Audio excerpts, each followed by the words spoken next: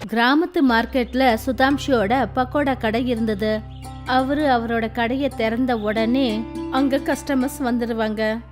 எனக்கு ஒரு பிளேட் வெங்காய பக்கோடா கொடுங்க. எனக்கு உருளைக்கிழங்கு பக்கோடா. சுதாம்ஷு ரொம்ப சந்தோஷமா இருந்தாரு. ஏன்னா அவரோட வியாபாரம் ரொம்ப நல்லபடியா போய்கிட்டு இருந்தது. காலையில இருந்து சாயந்தரம் வரைக்கும் அவரோட கடையில ஜனங்க கூட்டமா நின்னுட்டு இருந்தாங்க. இங்க பாருங்க ப்ரோ, 2 பிளேட் வெங்காய பக்கோடாவும் அப்புறம் ஒரு பிளேட் உருளைக்கிழங்கு பக்கோடாவும் கொடுங்க. இந்தாங்கண்ணே. ஏன் ப்ரோ, நான் உங்ககிட்ட தான் தினமும் பக்கோடா வாங்குறேன், கொஞ்சம் அதிகமா தான் போட்டு கொடுக்கலாம் இல்ல? அண்ணே, நான் எடையை விட அதிகமா எங்க வீட்டு ஆளுங்களுக்கு கூட கொடுக்க மாட்டேன். வாங்கறதா இருந்தா வாங்குங்க, இல்லன்னா பரவாயில்ல. சரி சரி எடுப்பா. சுதாம்ஷுவோட குடும்பத்துல அவரோட மனைவி சுதா இருந்தா. வந்துட்டீங்களா? நான் உங்களுக்காக தான் காத்துக்கிட்டு இருந்தேன். தெரியுமா, என் ஃப்ரெண்டோட புருஷன் அவளுக்கு நெக்லஸ் வாங்கி கொடுத்துருக்காராம். அப்புறம் நீங்களும் இருக்கீங்க, எதுவுமே வாங்கி கொடுக்க மாட்டேங்கிறீங்க. அப்படியா? போன மாசம் தானே உனக்கு புது புடவை வாங்கி கொடுத்தேன். ஞாபகம் இருக்கு. அதுவும் சேல்ல தானே வாங்கிட்டு வந்தீங்க. வெயில்ல வாங்கினதோ இல்லையோ, ஆனா வாங்கிட்டு வந்து கொடுத்தேன்ல. உங்களை மாதிரி ஒரு கஞ்சத்தனமான புருஷனை இது வரைக்கும் பார்த்ததே இல்ல. மாசம் மாசம் உங்களுக்குன்னு புதுசா துணியை வாங்கிக்கிறீங்க. ஏதோ ஒரு மாசம் புதுசா புடவை வாங்கி கொடுத்துட்டீங்க, அதை ஒரு பெரிய விஷயமா பேசிட்டு இருக்கீங்க. நான் ஏன் வாங்கிக்க கூடாது? நான் தானே சம்பாதிக்கிறேன். சுயநலவாதி. சுதாம்ஷு ஸ்வபாவத்துல சுயநலவாதி. அவரு தன்னை பத்தி மட்டும்தான் யோசிப்பாரு. சுதாம்ஷுவோட பக்கோடா கடை ரொம்ப நல்லபடியா போய்கிட்டு இருந்தது. அதுல அவரோட வருமானமும் நல்லா இருந்தது. திடீர்னு ஒரு நாள் சுதாம்ஷோட கடைக்கு முன்னாடி இன்னொரு வண்டி கடை வந்தது. கௌரவோட ஆலு பஃப் கடை. புது கடையை பார்த்ததும் கஸ்டமர்ஸ் அங்க போயிட்டாங்க. ஆமாண்ண, இது என்னது? இது சிட்டில விக்கிற ஃபேமஸான உருளைக்கிழங்கு பஃப். சிஸ்டர், நீங்க ஒரு தடவை சாப்பிட்டீங்கன்னா மறுபடியும் கேட்பீங்க. சரி சரி கொடுங்க. இப்பவே கொடுக்கறேன். கௌரவ் அந்த லேடிக்கு உருளைக்கிழங்கு பஃப் கொடுத்தாரு. அந்த லேடி உருளைக்கிழங்கு பஃப் சாப்பிட்டதும் ரொம்ப சந்தோஷமாயிட்டா. இது உண்மையிலேயே ரொம்ப நல்லா இருக்கு, இனிமே நான் தினமும் இங்க தான் சாப்பிடுவேன். அப்புறம் அந்த கஞ்சத்தனமான பக்கோடா காரங்கிட்ட யார் பக்கோடா வாங்குவாங்க? சுதாம்ஷோட நிறைய கஸ்டமர்ஸ் பக்கோடாவுக்கு பதிலா உருளைக்கிழங்கு பஃப வாங்கினாங்க. முன்னாடி எல்லாம் சுதாம்ஷோட கடைக்கிட்ட கஸ்டமர்ஸ் கூட்டமா நின்றுட்டு இருப்பாங்க. இப்ப அவங்க எல்லாரும் கௌரவோட கடைக்கு வந்துட்டாங்க. இத பார்த்ததும் சுதாம்ஷுக்கு ரொம்ப கவலையா இருந்தது. இந்த உருளைக்கிழங்கு பஃப் காரன் புதுசு, கொஞ்ச நாள்ல அதை மறந்துட்டு ஜனங்க மறுபடியும் பக்கோடா வாங்கி சாப்பிடுவாங்க. சுதாம்ஷு தனக்கு தானே ஆறுதலை சொல்லிக்கிட்டான்.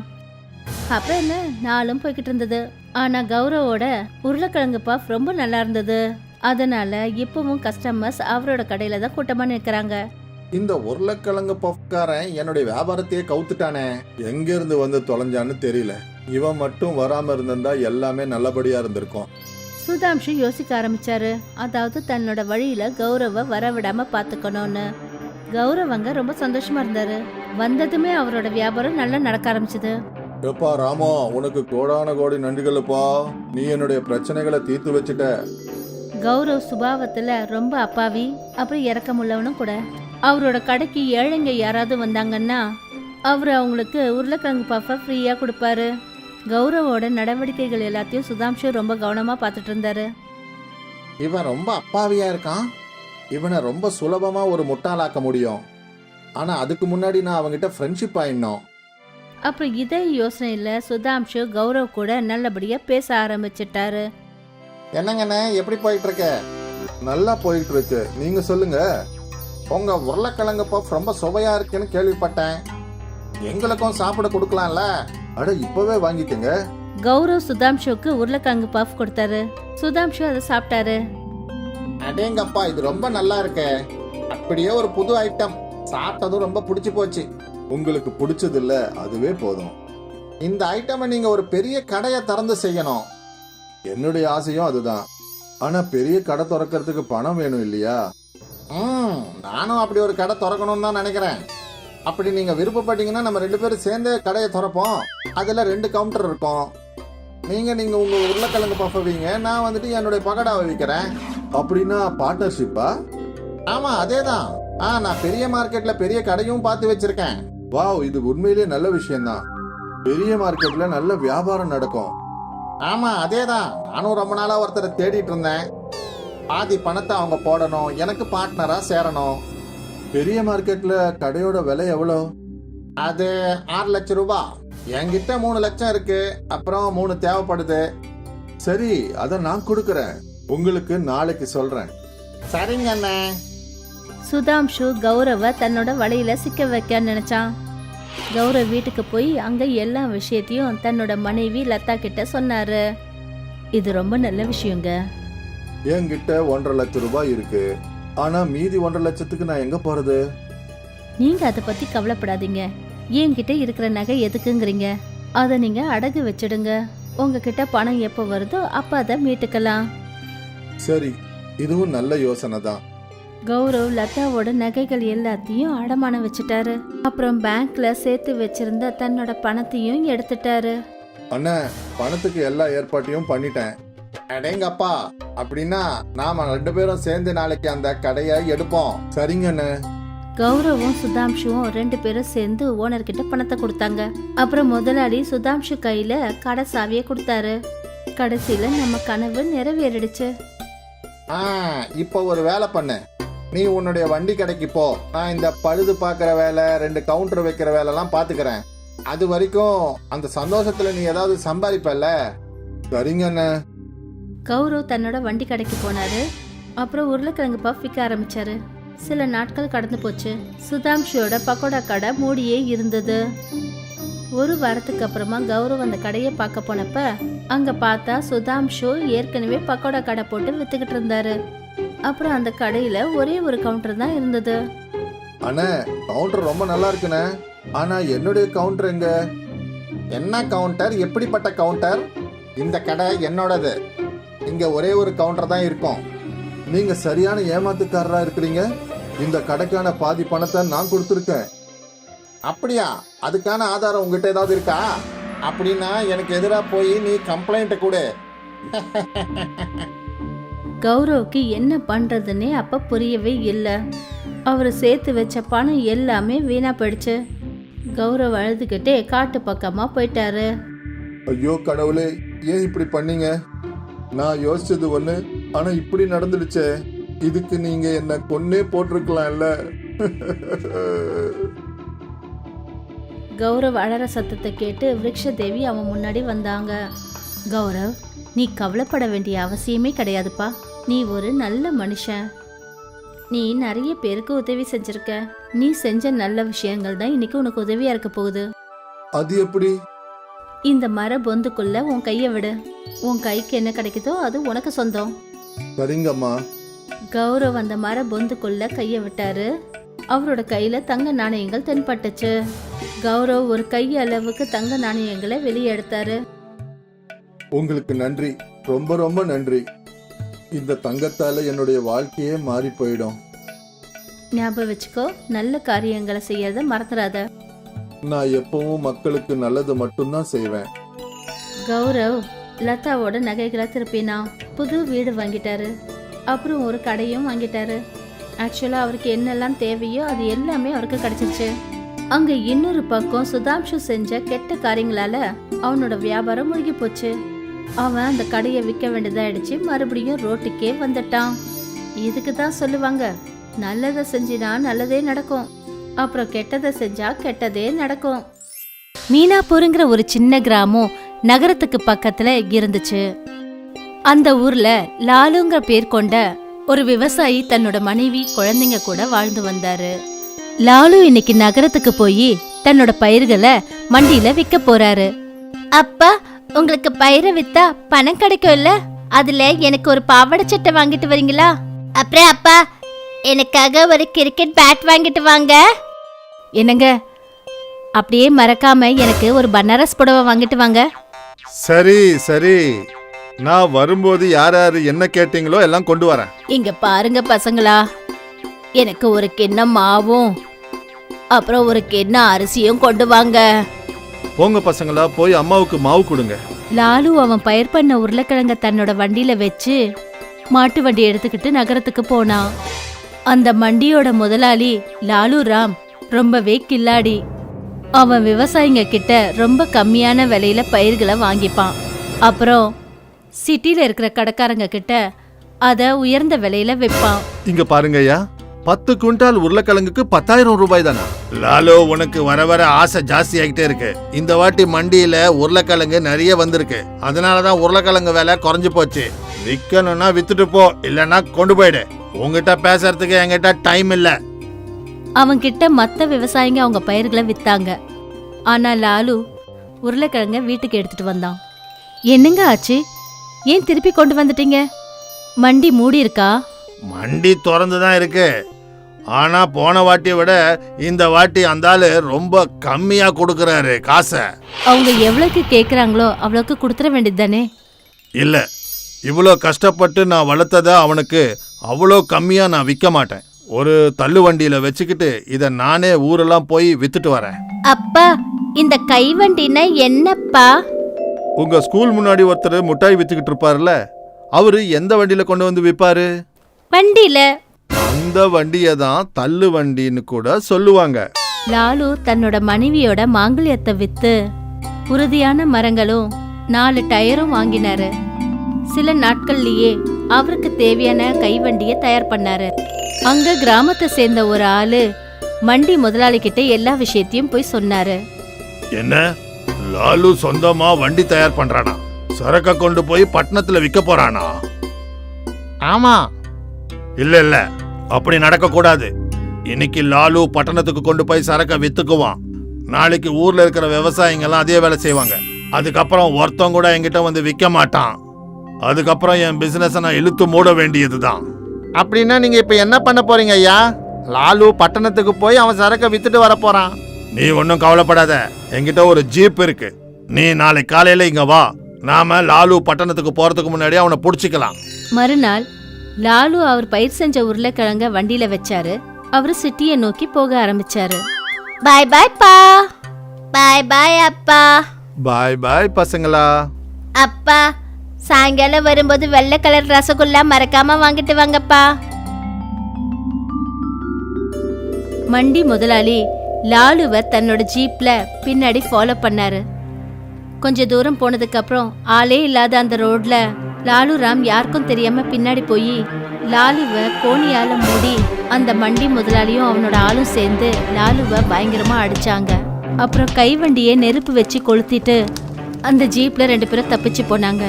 பாவம் லாலு சாயந்தரம் வரைக்கும் அந்த கோணியில அடப்பட்டு அழுதுகிட்டே இருந்தாரு. ஐயோ, யாராவது இங்க இருக்காங்களா? யாராவது வந்து என்ன காப்பாத்துங்க. வீட்டுல என்னுடைய பசங்களும் மனைவியும் காத்துக்கிட்டு இருப்பாங்க. அப்ப அந்த வயசான அம்மா லாலு வீட்டுக்கு போய் அடிக்கடி பிக்ஷை வாங்குவாங்களே அவங்க அந்த பக்கமா வந்துட்டு இருந்தாங்க. அவங்க அந்த கோணியோட கயிறை அவுத்து லாலுவை வெளியில கொண்டு வந்தாங்க. தேங்க்ஸ் அம்மா. அட, இது எப்படி நடந்தது? இப்ப நான் என் குடும்பத்தை எப்படி காப்பாத்துறது? என்னப்பா நடந்துச்சு? எதுக்காக இப்படி அழற? அம்மா, நான் காத்தால உருளைக்கிழங்கு விற்கிறதுக்காக பட்டணத்துக்கு போனேன். யாரோ என் பின்னாடியே வந்து என்ன நல்லா அடிச்சு என் வண்டியை கொளுத்திட்டாங்கம்மா. அங்க பாருங்க என் வண்டிய. இங்க பாருப்பா, நீ எதுக்கும் கவலைப்படாத, கொஞ்சம் தைரியமா இரு. நாம வணங்குற அந்த தெய்வம் நிச்சயமா நியாயத்தை கொடுக்கும். இப்ப நீ வீட்டுக்கு போ. 1 குவிண்டல் உருளைக்கிழங்கு எரிஞ்சதுனால என்ன ஆயிட போகுது? மீதம் இருக்கிற உருளைக்கிழங்கை எடுத்துட்டு போய் வித்துட்டு வாப்பா. லாலு அவர் சொல்ல நினைச்சத சொல்லி முடிக்கிறதுக்குள்ளேயே அந்த அம்மா அந்த இடத்த விட்டு மறைஞ்சிட்டாங்க. லாலு ரொம்ப சோகத்தோட அவரோட வீட்டுக்கு வந்தாரு. ஆனா வீட்டுக்கு போனதுமே அவருடைய சோகம் எல்லாம் மறைஞ்சு போயிடுச்சு. அவரோட வீட்டு வாசல்ல ஒரு கைவண்டி நின்னுட்டு இருக்கிறத லாலு பார்த்தாரு. அப்புறம் பசங்க அந்த வண்டியில உட்காந்து வெள்ளை ரசகுல்லா சாப்பிட்டுட்டு இருக்காங்க. பசங்களா, இந்த வண்டி எங்க இருந்து வந்தது? நீங்க சாப்பிடுற அந்த ரசகுல்லா யார் கொண்டு வந்து கொடுத்தாங்க? நீங்க தானே கொஞ்ச நேரத்துக்கு முன்னாடி வந்தீங்க. அப்புறம் நீங்க கூட முக்கியமான விஷயமா வெளியில போறேன்னு சொன்னீங்களேப்பா. இங்க அப்படி என்னதான் நடக்குதுன்னு லாலுக்கு அப்ப கொஞ்சம் கூட புரியல. ஒருவேளை இதெல்லாம் அந்த பாட்டி செஞ்ச வேலையா? மறுநாள் அந்த வண்டியில உருளைக்கிழங்கு மூட்டைய லாலு அடிக்கிட்டு இருக்கும்போது அந்த மூட்டையெல்லாம் வண்டியில வைக்கும் போதே காணாம போயிடுச்சு. என்ன இது, பையெல்லாம் எங்க போச்சு? லாலு மேல கீழே அக்கம் பக்கம் எல்லா இடத்துலயும் சுத்தி பார்த்தாரு. அந்த வண்டிக்கு கீழே அவருக்கு ஒரு லெட்டர் கிடைச்சது. இது ஒரு மாயா வண்டி. இது மேல சாமான வச்சா உடனே மாயமாயிடும். சாமான இறக்கி வைக்கிறதுக்கு நீங்க என்ன சொல்லணும்னா அப்ரகதப்ரா. இது ரொம்ப நல்லா இருக்கே. இப்ப நான் பட்டணம் போன உடனே அப்ரகதப்ரான்னு சொல்றேன். தினமும் நகரத்துக்கு வண்டி எடுத்துட்டு போய் லாலு உருளைக்கிழங்கு வித்தாரு. ஆலு வாங்கிக்கம்மா, ஃப்ரெஷ் ஆலு வாங்கிக்கங்க. மண்டி முதலாளியோட ஆளு தினமும் லாலு காலியான வண்டியை சிட்டிக்கு எடுத்துட்டு போறதையும் சாயந்தரம் காலியான வண்டியை எடுத்துட்டு வரதையும் அவரு கவனிச்சாரு. அவன் எல்லா விஷயத்தையும் அந்த மண்டி முதலாளி கிட்ட போய் சொன்னான். ஒருவேளை லாலு பைத்தியக்காரன் ஆயிட்டான் போல இருக்கு. இல்ல ஐயா, எனக்கு என்னமோ இதுல மர்மம் இருக்குன்னு நினைக்கிறேன். நாம ஒரு வாட்டி போய் பார்த்துட்டு வந்தா நல்லா இருக்கும். சரி, நாளைக்கு காலையில ஜீப்ல போலாம். மறுநாள் மண்டி முதலாளியும் அவனோட ஆளும் மறைஞ்சு லாலுவை ஃபாலோ பண்ணி போனாங்க. ஆப்ரகாதாப்ரா. அரே, என்ன பண்றான் இவன்? லாலுக்கு மந்திர தந்திரம் எல்லாம் தெரிஞ்சிருக்கு. ஐயா, அந்த புது தள்ளு வண்டியில தான் ஏதோ மாயை இருக்குன்னு நினைக்கிறேன். திரும்ப வரட்டும் அவன். அவனை இன்னைக்கு உயிரோட விடுறதில்ல. சாயந்தரம் லாலு திரும்பி வந்துட்டு இருந்தாரு. அங்க பாரு, லாலு வீட்டுக்கு திரும்பி வரான். சீக்கிரமா அந்த ராட் எடுத்து கீழே இறங்கு. மண்டி முதலாளியோட ஆளு கீழே இறங்குற நேரம் பார்த்து ஜீப் 100 ஃபீட் மேல காத்துல போய் பறந்து நின்னுச்சு. அட, என்ன இப்படி ஆயிடுச்சு? இப்போ நாம கீழே இறங்குறது எப்படி? ஐயா, முன்னாடி பாருங்க, பிளெயின் வருது. கீழே குதிக்கலாம். டேய் பைத்தியக்காரா, இங்கேருந்து கீழே குதிச்சா செத்துருவோம். குதிக்கலனாலும் பிளெயின் வந்து இடிச்சு செத்துருவோம். 2 பேரும் கீழே குதிச்சு இறந்து போனாங்க. என்ன இது? இவங்க 2 பேரும் இங்க கிடக்குறாங்க. யாரோ சரியாதான் சொல்லிருக்காங்க. மத்தவங்களுக்கு அநியாயம் பண்ணாங்கன்னா அவங்களுக்கு அதுக்கான தண்டனை நிச்சயம் கிடைக்கும். மீனாட்சியும் குஞ்சனும் பக்கத்து வீட்டுல இருந்தாங்க. 2 பேருக்குள்ளயும் நிறைய பாசம் அன்பு இருந்துச்சு. அவங்க வீட்டுக்கு முன்னாடி நிறைய தள்ளுவண்டிக்காரன் போவானுங்க. மீனாட்சி எப்ப எதை வாங்கினாலும் அப்ப கண்டிப்பா குஞ்சனையும் கூப்பிடுவா. குஞ்சன், ஏய் குஞ்சன், கோபி வைக்கிறவர் வந்திருக்காரு.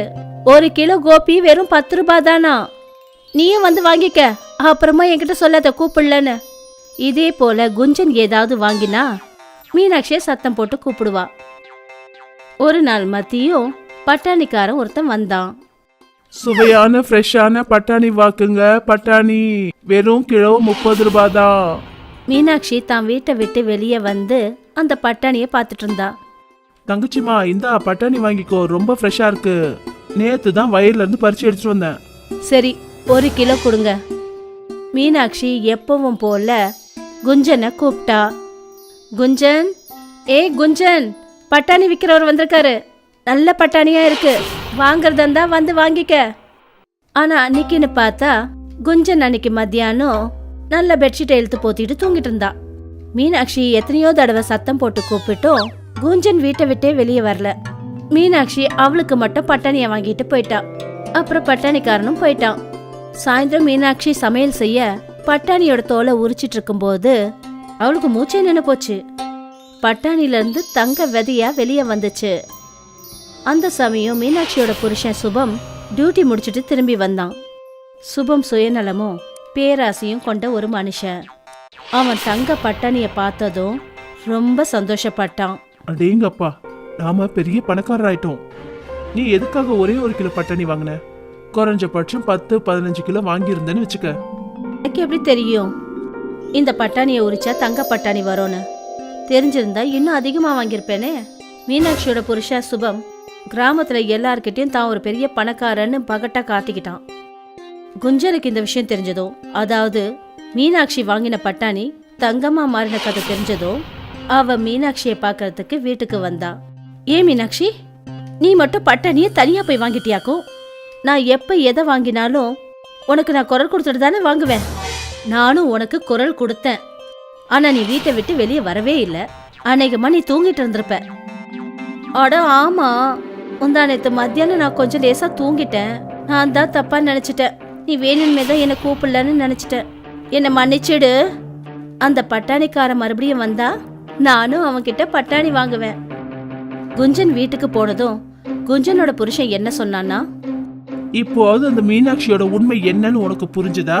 நீ தானே அடிக்கடி சொல்வ மீனாட்சி ரொம்ப நல்லவன்னு. ஆனா இப்ப பாத்தியா, தங்க பட்டாணிய அவ மட்டும் தனியா வாங்கிக்கிட்டு இருக்கா. நாம தாங்க தப்பா புரிஞ்சுக்கிட்டோம். மீனாட்சி எனக்கு குரல் கொடுத்துருக்கா. ஆனா அன்னைக்கு மத்தியானம் நான் தூங்கிட்டு இருந்ததுனால மீனாட்சியோட குரலை நான் கேட்கவே இல்லைங்க. நான் இதெல்லாம் நம்ப மாட்டேன். அவ பொய் சொல்றா. அவ எதுக்காக உன்னை கூப்பிடலன்னா அவளுக்கு விருப்பம் இல்ல. அவளை மாதிரி நாமளும் பணக்காரர் ஆயிடக்கூடாதுன்னு அவ நினைச்சிட்டு இருக்கா. அங்க மீனாட்சியோட புருஷன் சுபம் வேலை வெட்டி எல்லாத்தையும் விட்டுட்டு வீட்டுல உட்காந்துருந்தான். அப்புறம் எப்பவும் அந்த தங்க பட்டாணிய பாதுகாத்து வைக்கிறதுலயே இருந்தான். மீனாட்சி அவங்கிட்ட சொன்னா, ஏங்க நாம ஏன் 1/2 கிலோ பட்டாணிய குஞ்சன் வீட்டுக்கு கொடுக்க கூடாது? நம்மள மாதிரியும் அவங்களும் கொஞ்சம் வசதி சந்தோஷத்தோட இருக்கட்டுமேங்க. இதுல எந்த தப்பும் இல்ல. நீ என்ன பைத்தியம் ஆயிட்டியா? 1/2 கிலோ தங்க பட்டாணியை குஞ்சன் வீட்டுல கொடுக்க போறியா? அட, இந்த தங்க பட்டாணியை வச்சுதான் என் வாழ்நாள ஓட்டணும். இதுல இருந்து நீ 1/2 கிலோ பட்டாணியை எடுத்து அவ வீட்டுக்கு கொடுத்துட்டீங்கன்னா அப்புறம் பாதி வாழ்க்கை நான் வேலை செய்ய வேண்டியதாயிடும்.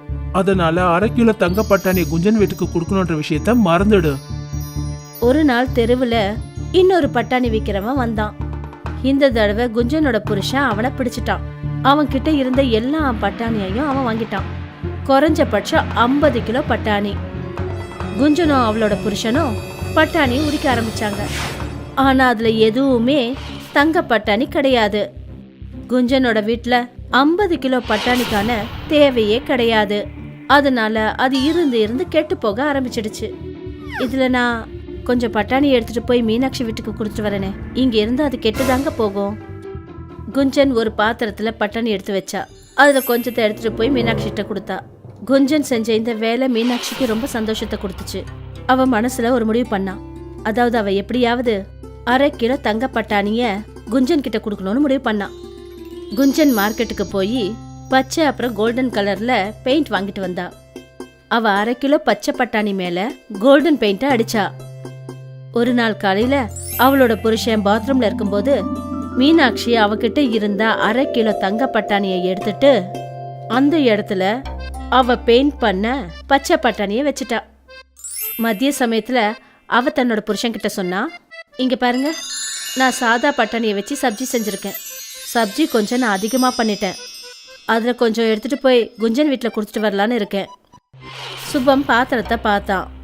அதுல பச்சை பட்டாணி அவன் கணக்கு தெரிஞ்சது. ஏன்னா மீனாட்சி தங்க பட்டாணி மேல பச்சை பெயிண்ட அடிச்சு வச்சா. இது போலதான் மீனாட்சி தன்னோட புத்திசாலித்தனத்தால 1/2 கிலோ தங்க பட்டாணிய குஞ்சன் வீட்டுல கொண்டு போய் கொடுத்துட்டு வந்தா. குஞ்சன் அப்புறம் மீனாட்சிக்குள்ள முன்னாடி இருந்த மாதிரி ஆழமான நட்பு ஏற்பட்டுச்சு. மீனாட்சி, ஒரு விஷயம் சொல்லு. உன் புருஷனுக்கு இந்த விஷயம் தெரிஞ்சதுன்னா, அதாவது அதுல 1/2 கிலோ பட்டாணி தங்க பட்டாணி இல்ல சாதாரண பட்டாணின்னு தெரிஞ்சா, அப்போ நீ அவர்கிட்ட என்ன சொல்லுவ? சொல்லுவேன், எனக்கு என்ன தெரியும்னு. ஒருவேளை பட்டாணிக்கார பச்சை பட்டாணி மேல கோல்டன் பெயிண்ட அடிச்சு நம்மள முட்டாளாக்கிட்டானோ என்னமோ. கௌரவ் ரயில்வே ஸ்டேஷன் கிட்ட கோபி ஆலு பராட்டாவை தயார் செஞ்சு வித்துட்டு இருப்பாரு. வாங்க வாங்க, சூடான கோபி ஆலு பரோட்டாவை சாப்பிடுங்க. கௌரவோட வீட்ல அவங்க அம்மா, மனைவி அப்புறம் ஒரு பொண்ணு இருந்தாங்க. கௌரவ் காலையில இருந்து சாயந்தரம் வரை உழைச்சுக்கிட்டு இருப்பாரு. ஆனாலுமே கூட அவரால தன்னோட ஏழ்மையில இருந்து வெளியில வர முடியல. கேளுங்க, கோபி ஆலு பராட்டாவை செய்யறதுக்கு நிறைய செலவாகுது. நீங்க ஒரு வேலை செய்யுங்க, நீங்க சாதா பராட்டாவை வித்து பாருங்க. இதால நம்மளுக்கு செலவும் கம்மியாகும், லாபமும் நிறைய கிடைக்கும். இல்லை, நான் அப்படி பண்ண மாட்டேன். சாதாரண பரோட்டா சாப்பிட யாரும் விரும்ப மாட்டாங்க. அப்பா கோபி ஆலு பரோட்டாவை தான் செஞ்சு வித்துக்கிட்டு இருந்தாரு. அதனால நானும் அதையே தான் செய்ய போறேன். கௌரவ் கிட்ட விதவிதமான கஸ்டமர்ஸ் இருந்தாங்க. அவங்களுக்கு விதவிதமான டிமாண்ட்ஸும் இருந்தது. அட அண்ணே, பரோட்டா மட்டும் இல்லை, கோபி ஆலுவையும் கொஞ்சம் அதிகமாக வச்சு கொடுங்க. அப்புறம் எனக்கு பரோட்டா கூட காய்கறி வேணும். எனக்கு பரோட்டா கூட ஊறுகாய் வச்சு கொடுண்ணா. எனக்கு பரோட்டா கூட தயிர் வச்சு கொடு. கௌரவ் சில வாட்டி அவரோட கஸ்டமர்ஸோட டிமாண்ட்ஸை கேட்டு வெறுத்து போயிட்டு இருப்பாரு. ஒருவேளை உங்களுக்கு பரோட்டா கூட காய்கறி வேணும்னா நீங்கள் தனியாக பணம் கொடுக்கணும். என்னால் தனியாக பணம் கொடுக்க முடியாது. பார்த்தீங்களாப்பா, பார்த்தீங்களா, இந்த கௌரவ் காய்கறிக்கு தனியாக பணம் கேட்குறா. வாங்க வாங்க, நாம் யாரும் இந்த கடையில் சாப்பிட வேணாம். அட, ஒரு நிமிஷம், நீங்கள் எங்கே போகிறீங்க? கொஞ்சம் பொறுங்க. ஒரு நாள் கௌரவ் ரொம்பவே மனசுடைஞ்சு போய் வீட்டுக்கு வந்தான். என்னாச்சு? வர வர கஸ்டம்ஸ் வர்றது கொஞ்சம் கொஞ்சம் குறைஞ்சிக்கிட்டே போகுது. ஜனங்களுக்கு பணம் கொடுக்க விருப்பம் இல்லை. ஆனால் தயிர், ஊறுகாய், காய்கறி, ஆலு எல்லாமே கேட்குறாங்க. வாங்க எங்கேயாவது சுற்றி பார்க்க போகலாம், கொஞ்சம் மூடு கூட ஃப்ரெஷ் ஆகிடும். நம்ம கிட்ட டூரிஸ்ட் பிளேஸுக்கு போகிற அளவுக்கு எந்த பணமும் கிடையாது. அதனால உன்னுடைய வீட்டுக்கு நம்ம போலாம். கௌரவ் சுத்தி பார்க்கறதுக்கு மாமியாரோட ஊருக்கு போனாரு. அது ஒரு கிராமம். வழியில கௌரவ்க்கும் கௌரவோட மனைவிக்கு ரொம்ப தாகம் எடுத்தது. அவங்களுக்கு எங்கிருந்தோ நீர்வீழ்ச்சியோட சத்தம் கேட்டது. இந்த அருவியோட சத்தம் கிழக்கு திசையிலிருந்து வருது. கௌரவும் அவரோட மனைவியும் கிழக்கு பக்கம் போனாங்க. அவங்களுக்கு புதர்களுக்கு பின்னாடி நீர்வீழ்ச்சி தென்பட்டது. இந்த அருவி பார்க்க ரொம்ப அழகா இருக்கு. கௌரவும் கௌரவோட மனைவியும் தண்ணியை குடிச்சு அவங்களோட தாகத்தை தீர்த்துக்கிட்டாங்க. அதோடவே கை காலையும் கழுவிக்கிட்டாங்க. அவங்க அந்த இடத்துல இருந்து கிளம்புறப்போ யாரோ வலியில துடிச்சிட்டு இருக்கிற மாதிரி ஒரு குரல் அவங்களுக்கு கேட்டது. இந்த சத்தம் நீர்வீழ்ச்சிக்கு பின்னாடில இருந்து வருது.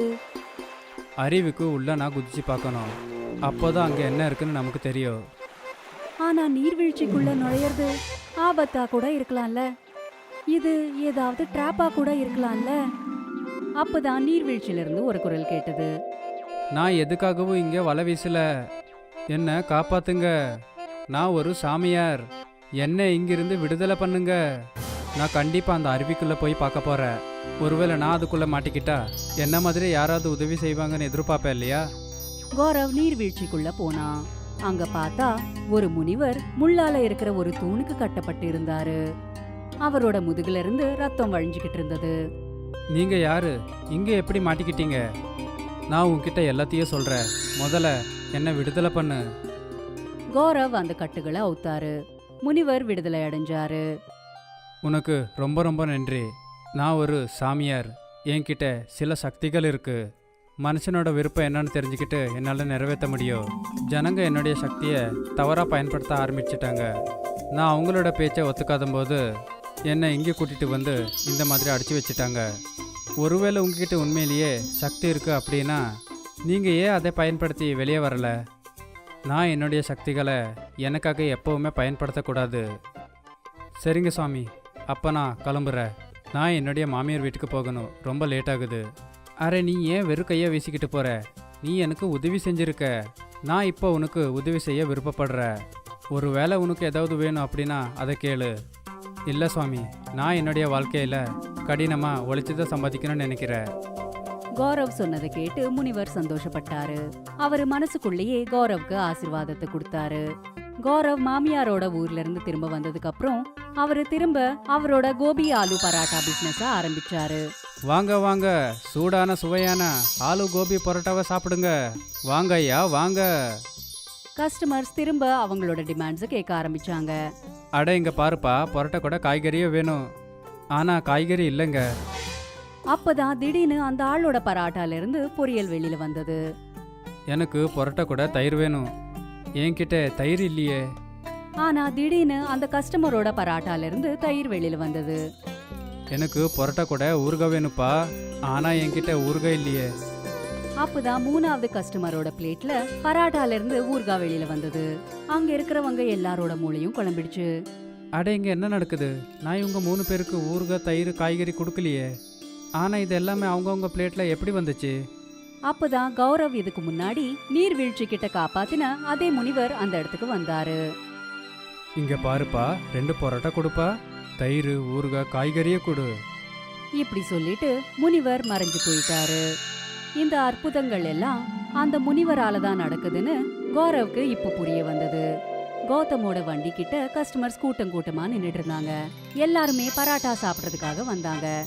அவங்க பராட்டா கூட பொரியல் தயிர் ஊறுகாய் இப்படி அவங்க எது கேட்டாலும் அது அந்த பராட்டால இருந்து வெளியில வந்து அவங்களோட பிளேட்ல வந்துரும். கௌரவ் நேர்மையா பராட்டாக்கான காசு மட்டும் வாங்கிக்கிட்டு இருந்தாரு. சில நாட்கள்லயே கௌரவ் பெரிய பணக்காரர் ஆயிட்டாரு. கௌரவ் எல்லார்கிட்டயும் நடந்த உண்மைய சொன்னாரு. அதாவது ஒரு முனிவரால தான் இந்த அற்புதங்கள் நடக்குதுன்னு சொன்னாரு. அவரை தான் கௌரவ் நீர்வீழ்ச்சி பின்னாடி கைதா இருக்கும்போது விடுவிச்சாரு. அப்புறம் அந்த முனிவர் அந்த நீர்வீழ்ச்சி கிட்டயே உட்கார்ந்து தவம் செஞ்சுக்கிட்டு இருந்தாரு. கௌரவுக்கு பக்கத்திலேயே தீபக்ன்ட்டு ஒருத்தன் பராட்டா தள்ளு வண்டியை வச்சிட்டு இருந்தான். அவனும் பராட்டாவை தான் வித்துட்டு இருந்தான். அவன் என்ன நினைச்சானா, அவனும் அந்த முனிவர் கிட்ட இருந்து ஆசீர்வாதத்தை வாங்கினா கௌரவ் மாதிரியே பணக்காரனா மாறலான்னு நினைச்சான். தீபக் கௌரவ் கிட்ட பேச்சு கொடுத்து பேச்சு வாக்குலயே அந்த முனிவர் எந்த இடத்துல இருக்காருன்னு தெரிஞ்சுக்கிட்டான். தீபக் துப்பாக்கிய புடிச்சுக்கிட்டு அந்த முனிவர் கிட்ட போனான். நீ யாருப்பா? இங்க என்ன பண்ற? வாய மூடு. என் பேரு தீபக். நான் கௌரவோட கடைக்கு பக்கத்துல கடை வச்சிருக்க. நீ அவனுக்கு வரம் கொடுத்து ரொம்ப பெரிய தப்பு பண்ணிட்ட. நீ தப்பா புரிஞ்சுக்கிட்டு இருக்க. கௌரவ் நிஜமாவே ரொம்ப நல்ல பையன். நான் அவனுக்கு எந்த ஒரு வரமும் கொடுக்கல. எப்போவுமே நல்லா இரு அப்படின்னு நான் உனக்கு ஆசீர்வாதம் பண்ணேன். என்கிட்ட சும்மா அதிகமாக பேசாத கிழவா. ஒழுங்கு மரியாதையா எனக்கும் அந்த மாதிரி வரம் கொடு. அப்படி இல்லைனா இப்போவே உன்னை கொன்று போட்டுருவேன். அந்த மாதிரி எல்லாம் யாராலையும் ஆசீர்வாதம் பண்ண முடியாதுப்பா. நீ சொன்னா கேட்க மாட்ட போல. தீபக் முனிவரோட கழுத்தை பிடிச்சுக்கிட்டான். அவன் அவரோட கழுத்தை நசுக்கிக்கிட்டே இப்படி சொன்னான். உடனே ஆசீர்வாதம் பண்ணு, இல்லைனா உன் உயிரை எடுத்துடுவ. சரி, நான் உன்னை ஆசீர்வதிக்கிறேன். அடுத்த நாள் தீபக் ரொம்பவே சந்தோஷமா அவனோட பிசினஸ ஆரம்பிச்சான். தீபக் கஸ்டமர்ஸோட பிளேட்ல பராட்டாவை வச்சு கொடுத்தப்போ அந்த பிளேட்ல பராட்டா மேல பாம்புகள் இருந்தது. தீபக் கஸ்டமர்ஸோட பிளேட்ல எத்தனை வாட்டி பராட்டாவை வச்சாலும் எல்லா வாட்டியும் பாம்புகள் தான் வந்தது. கஸ்டமர்ஸ் தீபக் கிட்ட இருந்து பராட்டாவை வாங்குறதே நிறுத்திட்டாங்க. எல்லா கஸ்டமர்ஸும் கௌரவ் கிட்ட இருந்து தான் பராட்டாவை வாங்கிக்கிட்டு இருந்தாங்க. கௌரவ் கஸ்டமர்ஸோட கூட்டம் ரொம்பவே கூடிச்சுன்ற விஷயத்த கவனிச்சான். அதனால 2 வேலைக்காரங்களை வச்சுக்கிட்டு கௌரவ் ஒரு ரெஸ்டாரண்ட்டை ஓபன் பண்ணாரு. இப்படி தன்னோட நேர்மை அப்புறம் உழைப்பினால பிசினஸ்ல முன்னேறி ரொம்ப சந்தோஷமா வாழ்ந்தாரு.